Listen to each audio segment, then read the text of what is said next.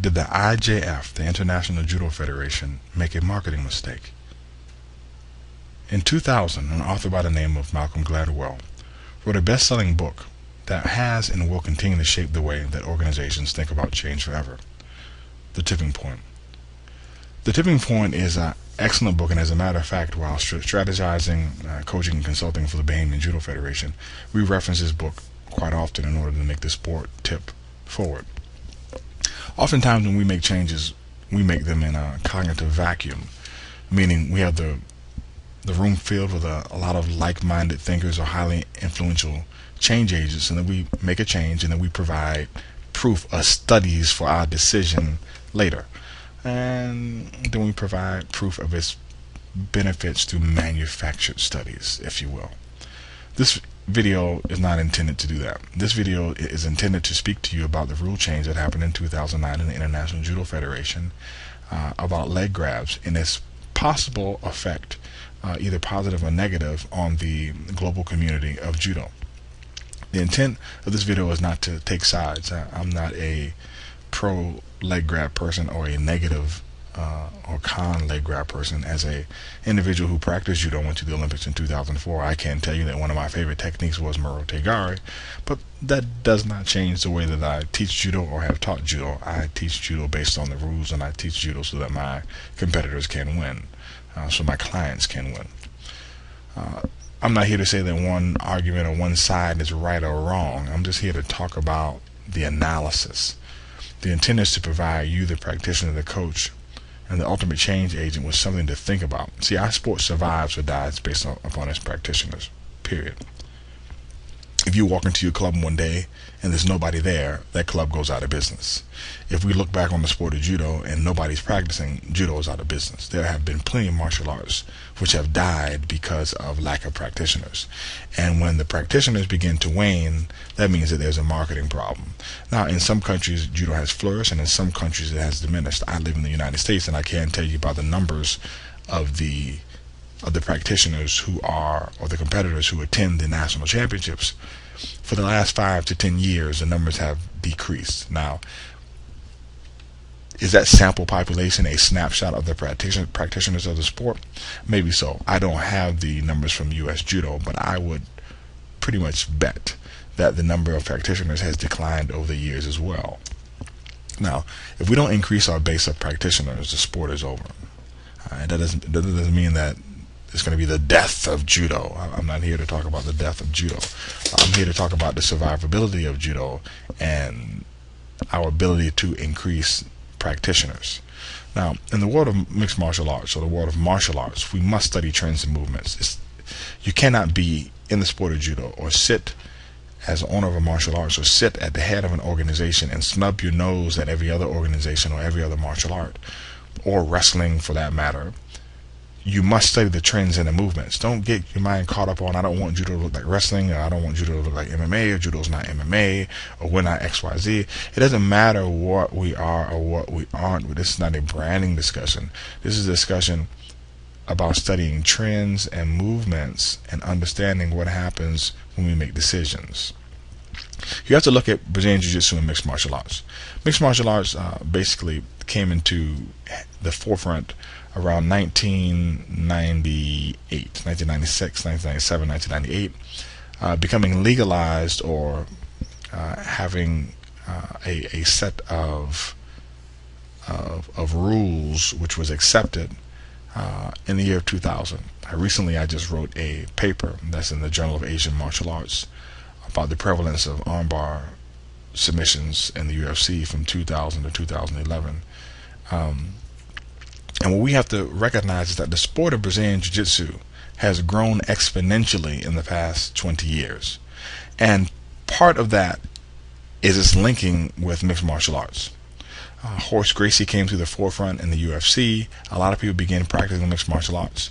With almost zero marketing, you've also seen the sports of boxing and and Thai boxing at the grass levels increase, especially Thai boxing.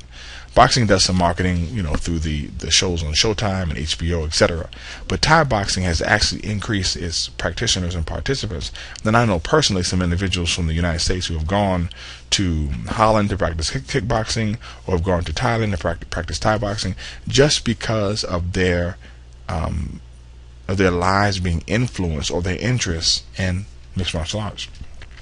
There's been a rapid growth for these two particular sports. Judo has not seen any rapid growth like this. My question is, what effect will the IJF rule changes have on Judo in the next 20 years if left unchanged?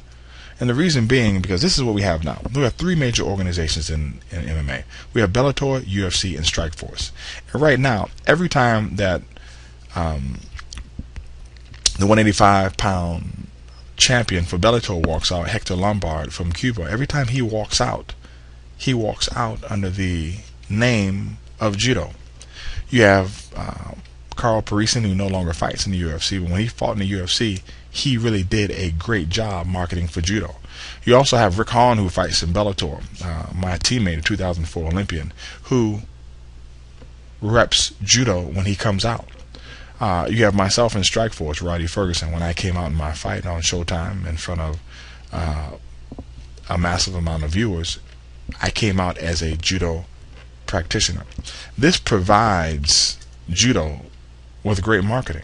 I mean, Judo gets great marketing, great residual marketing from its practitioners.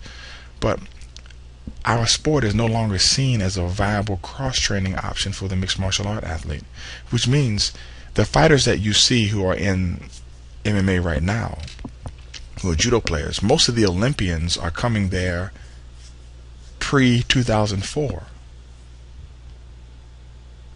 Pre-2008.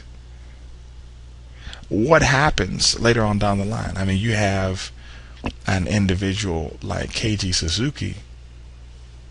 Will he ever make the transition to MMA? Probably not. You had Ishii, who made the transition to MMA, and he didn't do that well. But you can see the Judo players now waning in terms of their participation in MMA because the sport of Judo has changed. Not only that, but people aren't flocking to the sport. You have people who were actually interested in doing Judo because of what Carl Parison was doing in the UFC. People they no longer want to do Judo, they want to do wrestling. So we're actually helping revive wrestling. Or at least that's how it's perceived. So what happens is that interest in boxing is growing, Thai boxing and wrestling, and the interest in Judo is waning. But if you don't exist outside the Judo bubble, you just don't see it. You don't recognize it because of what I call the Judo Band-Aid. I mean, the last time I went to a World Cup event in Miami, there were less practitioners there than there were at the U.S. Open. I couldn't believe that at a high-level event there weren't a lot of people there. But the price to get into the building was phenomenal. It's like $140 or $150 or $110. It was just as much as you would need in order to be a participant. So the numbers were dismal. So their gross was down, but their net was up. So what Judo has done is, because some of the practitioners have lessened over that small period of time, the guys are being more professional. People put on suit and ties, and there's less people in the building, but they make a lot of money. It's a Judo Band-Aid. But there's a tsunami of free residual marketing which is available, which Judo has cut itself off from. I'm not sure why Judo would do that. Maybe it should differentiate itself. I mean, it doesn't matter. My question is, what happens in the future as MMA continues to grow? Because it's growing exponentially and on continents and in countries to the point where Judo could use that type of marketing. But luckily, we still have someone by the name of Ronda Rousey who is competing, who's a 2008 Olympic bronze medalist. I think she's getting ready to be on the next wave of the I'm a Judo player explosion in MMA, and along with Rick Hahn, and I do hope so, because that really helps our sport. But when people come to practice the sport, what are they getting? They're not getting an option which is viable for them to do well in MMA. I mean, we have to ask ourselves, how beneficial is it for judo when MMA fighters walk out with judo as their discipline? I think it's highly beneficial. As someone who lives in North America, I believe it is highly beneficial. Why disconnect yourself from the fastest growing sport in the world? To me, and I understand, I'm just speaking from a marketing standpoint, it just doesn't make sense. Who knows how this will affect judo in the long run, but we do know this. Taekwondo survives very well with little or no MMA presence. Not true. Here's the difference. Marketing at the grassroots level for Taekwondo and karate is so vicious that they will always have people in the sport who have done karate or Taekwondo. They will always have people who have done the sport who exist in MMA. Because almost everybody in MMA at one time or another has done either karate as a kid or has done Taekwondo, because their marketing is so vicious. And although they don't walk in or into the fight with that as their discipline, more often than not, their discipline of karate or Taekwondo gets mentioned, like Anthony Pettis or Stephan Bonner. Anthony Pettis and Stephan Bonner both did Taekwondo. If you're an MMA fan, you know exactly who those individuals are. Now, although it seems small now, could this be one of the things that tips judo in the wrong direction? Is that possible? Maybe so, but maybe not. As practitioners of the sport, we must recognize that it is our duty to support the sport. Meaning we have to attend the tournaments, participate on the forums, follow the judo tweeters, get on the judo Facebook pages, go to the tournaments, and buy the judo products. We're a global community, and we need to act like it. Instead of critiquing and berating every expert or coach out there that comes along, why not celebrate them for their participation in the sport? If you have children, make sure they're practicing judo. Introduce them to judo. If you own a judo club, you have a responsibility to hammer the local schools and high schools and middle schools in your area for participants. If you have kids, allow them to see you watching judo as much as you do MMA. Listen, I'm very guilty of this. I'm on the back end of my MMA career that was as brief as it is, and I don't practice judo as I did anymore. And my son was not alive when I was practicing judo as I was. So he doesn't see me watching as much judo film and tape as I used to. He sees me watching the UFC and Bellator and watching my friends fight and looking at fights. And I'm guilty of this, and I'm changing it. I'm starting to put on judo for him. He's a state champ in judo in Florida. He told me one day, "Daddy, I don't want to practice judo anymore. I want to do MMA." So I'm letting him practice MMA for a small period of time. But he's going to do judo again. The kid really didn't have a choice. It's my kid. He's going to do judo. I want the sport to grow. I did the sport. It was great for me. This sport is good for him too. When I resigned as the head coach of the Bahamian Judo program to train for MMA, let me just let you know some of the things that we accomplished. In 18 months, judo became the #1 emerging sport in the Bahamas. There was a marketing plan put in place for constant national penetration. We had local television shows which we ran on some of the free networks in the country. We have a social media presence which is huge. Okay, we have a standard curriculum, lesson plans, and desired outcomes for the grassroots, developmental, and elite level programs. Admittedly, our grassroots and developmental programs are in place more than the elite level programs because we've identified the age of identification for initiation and release. That's some in-house information that we have, but through talent identification, we had to identify when was the best time to get a judo player and when was the best time to actually let that judo player go and not spend any more money on them. Those things have to be analyzed. We have that data. We have it. We had to look at the primary sport in the country, which is track and field, and we had to see if we could mirror what track and field does. In the Bahamas, what track and field does is They have a lot of great athletes through the high school level. They go off to college, they run in college, and then they stay in the United States and they train, and they are Bahamians, and they slap the Bahamian flag on, and they run for the Bahamas. But the whole year they train in the United States, or they train somewhere else. That model wasn't good for us, so we had to find another way, because we can't send all of our athletes out to train outside the country when they are at the high school age and they need to get better. So we had to find a way through travel and training and bringing in quality experts to make sure that our kids could excel. We also created the first Olympian in the sport ever in the sport of judo ever. Now, youth Olympian, but at the Youth Olympics, they said they are just as much Olympians as everyone else. So, from a marketing standpoint, and it is the truth, the first Olympian ever in the sport of judo in the Bahamas was created. Because we understand, and we understood what MMA understands. When I mean we, I mean the president of the Payment Judo Federation, DRC Rahman, and myself. We understood that we had to penetrate the country on a national level, on a cultural level, through media, through parents, through social media. There was a lot more that we had to do besides just teaching judo. We had to move out of a culture of practicing 2 times a day to 6 times a week. 2 times a week to 6 times a week, twice a day. That's a very difficult cognitive shift for parents to have, and for people to have, and for the coaching staff to have.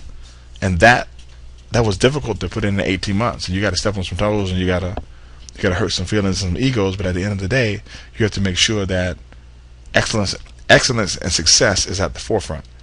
And I think that when you look at the trend, or you look at the approach of what MMA has done, there are some positive things that we can use and implement in our sport of judo, even if we do not choose to link ourselves with the sport. I think it's a mistake not to link yourself with the sport. However, if we don't choose to do so, there are still some positive things that we can pull from that in order to enhance the sport in our areas or our own backyard. And quite honestly, you must too. If you own a judo club, or you practice judo, this is what you must do. Our sport grows as we grow, and our sport goes as we go. If you find yourself watching more MMA and less judo, then that's the way the sport is going. And even though that you're one person, you're one cell in the body of a global community, and you have to make sure that you continue to practice the sport. I can tell you right now that this weekend, as I'm recording this, the weekend of this recording, I am going to drive almost 150 to 175 miles to a 10-day Brazilian Jiu-Jitsu tournament. Why? Because I do Brazilian Jiu-Jitsu, and I'm going to the tournament to walk around the floor, shake some hands, say hello, holler at some of my students or my personal clients and help them, and then I'm going to go home. Why? Because I have to continue to support the sport. I can tell you that 2 weekends ago, I volunteered to be I was a corner man at an amateur show. I didn't get paid not one dime. But I love the sport of MMA too. And I volunteered my time, and I held pads for people who weren't even on my team. And I helped out, and I gave good advice, and I talked to the fighters. Why? Because every sport goes as you go. And for that same reason, there's some tournaments in South Florida that I'm going to this summer that are judo. But I must go. I'm not getting paid to show up to the tournament, but I have to go. And it's the same reason why you need to go. Sometimes you just have to go to the judo tournament and drop your $20, man, walk around, hang out, buy a Snickers bar or a hot dog, shake hands with the people, let your coach know, hey man, I was here, I showed up, and then you can go home, watch a couple matches, encourage some kids, tell them they did a good job, and go home. Because if you don't put your money in, the sport can't grow. They will hold no more tournaments. If you don't go and you don't show up, there will be no more tournaments for you to go to and show up to. We can have a great sport and be a success, but we have to put in. So who knows if the leg grabs will ultimately hurt the sport or help the sport? Who knows? We don't know what way it will tip. But I can tell you that I don't like practicing the sport as it is now, personally. But that's just me, being honest. And from a biomechanical standpoint, the sport is heavily weighted in the favor of those who have long limbs, because the disadvantage of having long limbs has been significantly reduced. Because those who had long limbs, the disadvantage was that they had long limbs and that you could pick them up, or you can grab at their long limbs. Now, because you cannot grab at their long limbs, they have a significant tempo advantage, which means you can't grab at their limb until they initiate the throw, but after they have initiated the throw, it's too late to grab the limb. So the disadvantage has been removed. So there is no, you've taken the balance out of being, you've taken the balance out of having the advantage of being tall. And you've created little to no advantage of being short. If the tall person never pushes, then how's the person ever going to do drop shanagi or anything like that? And then you've made the sport a hardcore grip fighting sport. So if we're grip fighting the person's limbs are longer than mine, it's very difficult for me to get on the inside and grab the lapel without giving that person an opportunity to reach around my back. And if they're reaching around my back with long limbs, it doesn't matter how much I straighten out my arms, I'm still not killing the over the back grip. This is why Teddy Riner is having such great success. Teddy Riner is not even in the same class as David Douillet. Not even in the same class. But it looks and appears like it based upon the bias that has been injected into the sport. But that's another talk at another time. I think I can talk to my man Lance Wicks about this, and we might have to do a study on the height of judo players and the success of judo players in matches based upon height. That may be good since the rule change. But that's another talk. Here are the key points. For the IJF, for you and anybody else, before making a decision, you must put some people in the room from a different background, who have a very distinctive background than you. You need a different perspective. It's called diversity. Diversity doesn't have anything to do with color. It has to do with thought processes. And you must run tests at the grassroots level, the local level, and the professional level. Because if you only test the rules at the highest level, it's a convenient sample. And it's bias. The people who are there at that level have found a way to overcome some of the bias which is in the system. And you may just be looking at a group of superior athletes. So you have to test it on all levels. Because it may stop people coming from the base level to the elite level, or it may help them. You don't know. So you have to run the tests in the dojos and get feedback from coaches and athletes. Analyze the new bias that you've injected into the game. See, this is the one thing that wasn't done. Before the rule change was done, nobody looked at the bias which was injected in the game, because the people who were making the decision did not believe that they were biased. But you have to analyze the new bias, and you have to look at it from a lot of perspectives, from inside the sport and from outside the sport. How is it going to impact those individuals who are going to come to the sport, and how are we going to get those outside individuals to come to the sport after we've created this new bias? And at the end of the day, I mean, as a coach, I have to understand this. You got to understand that it's just a game. You play it, you enjoy it, you love it, no matter what the rules are. All right? This is me, Dr. Ferguson, 2004 Olympian. You can see I'm in my judo gi on the top left. On the top middle, I'm coaching at the Olympic trials. 2008, I had 2 clients that were in the Olympic trials. On the bottom left, you see my son, Rufus, who practices judo. He won a state championship. He got a medal. I was very happy to watch my son win. I was kind of nervous too. I don't get nervous when I fight, but I got nervous when I was watching my son. You know, you don't want your kid to put his arm down, or hurt his wrist or his elbow or anything like that. On the top right, that's a picture of me fighting when I was on Showtime, fighting for Strikeforce in 205-pound division. And on the bottom right, that's me fighting in the Abu Dhabi Submission Wrestling World Championships in 2005. I am the only grappler in the world to fight at the Brazilian Jiu-Jitsu World Championships, the Olympics, and the Abu Dhabi Submission Wrestling World Championships. I hope you appreciated the talk. I just did this real quick and wanted to skim the surface, because I wanted to put something out there so that to give a lot of other coaches and federations an opportunity to have some talks and some communication. I mean, I don't drink beer, but maybe you want to have a talk over a beer, or some pretzels or some chips or something, and speak about some of the things that I talked about here. Please excuse the typos in the presentation. I did this very fast because I'm in a real fast implementation. I want to get stuff done, get it out there, and keep moving. That's about it. You all take care. Have a great day. And I'm committed to making sure that we are all successes in the sport of judo.